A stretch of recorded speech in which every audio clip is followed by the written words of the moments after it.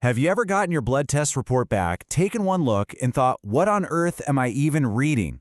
Well, today we're going to crack the code on one of the most common tests out there, the complete blood count, or CBC. We are going to turn that page of confusing numbers and abbreviations into a story you can actually understand. Seriously, if you've ever felt that little jolt of confusion, or maybe even anxiety, staring at all that data, you are so not alone. That's a totally normal feeling, and it's exactly what we're here to clear up today. So, here's my promise. By the end of this, you'll have the tools to understand what your blood is telling you. That way, you can have a much smarter, more confident conversation with your doctor. Okay? You ready? Let's dive in. First up, let's talk about the red blood cells. These are the guys responsible for keeping your whole body humming with energy. You can think of them as your body's personal, highly efficient oxygen delivery crew. And the star player on this crew?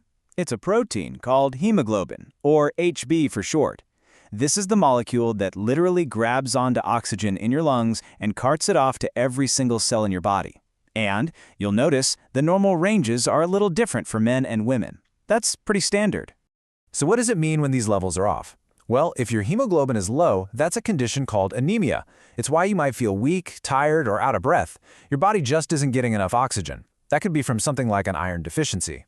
Now, on the flip side, high hemoglobin can actually make your blood thicker.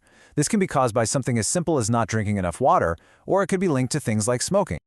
And, working hand in hand with hemoglobin is the RBC count.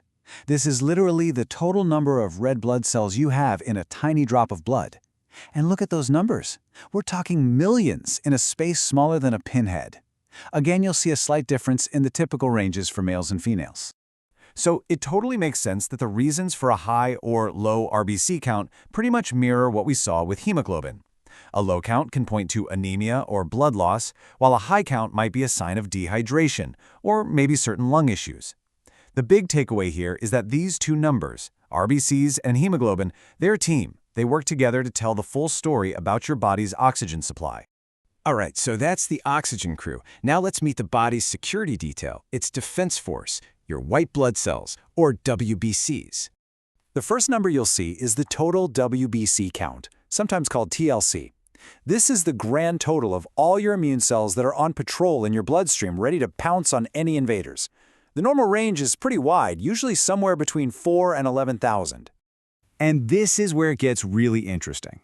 A high WBC count is what we'd expect if your body's fighting off a bacterial infection. But, and this is a bit counterintuitive, a lot of viral infections like dengue or even a bad flu can actually make your white blood cell count drop.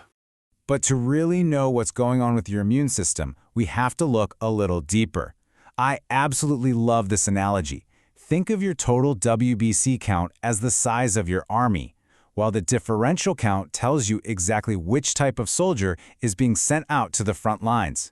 And this chart gives you a perfect snapshot of what that army looks like when things are peaceful. You can see the heavy hitters are the neutrophils and lymphocytes.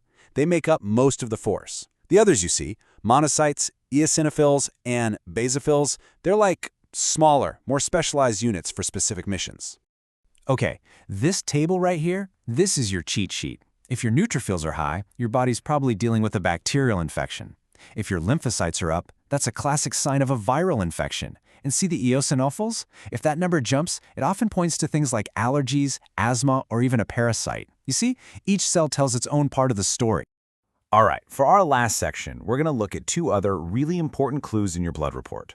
These guys tell us about your body's emergency response systems, specifically for clotting and inflammation. Let's kick things off with platelets. These are these tiny little cell fragments, and their entire job is to be the first responders at the scene of an injury. They rush in, form a plug, and stop you from bleeding. Their job is absolutely critical. And as you can see, you have hundreds of thousands of them.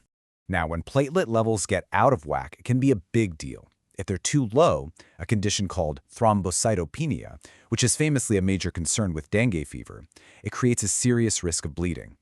But if they're too high, what we call thrombocytosis, that can actually raise the risk of your blood forming dangerous clots when it shouldn't. So, when it comes to platelets, it is all about that delicate balance. It's really this simple. Too few, and you risk bleeding. Too many, and you risk clotting. And finally, there's the ESR. This test basically measures how fast your red blood cells settle to the bottom of a test tube. High ESR is what we call a nonspecific marker of inflammation. Think of it like the check engine light in your car. It tells you that something is going on somewhere in your body, maybe an infection or an autoimmune issue, but it doesn't tell you exactly what or where the problem is. Whew. Okay, we have covered a lot of ground.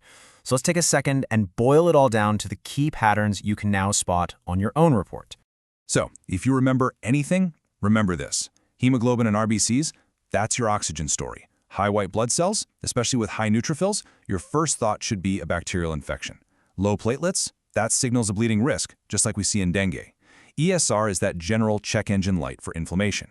And finally, that classic pattern for a virus is often a low total WBC count, but with a high percentage of lymphocytes. Now this right here is easily the most important takeaway from our entire chat.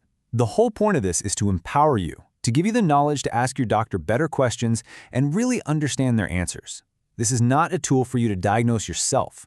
Please, always talk to a medical professional to get the real story behind your results. I really hope you feel a lot more confident about looking at your CBC report now. So, what's next? What other confusing medical reports should we tackle together? Let us know. Thanks so much for tuning in.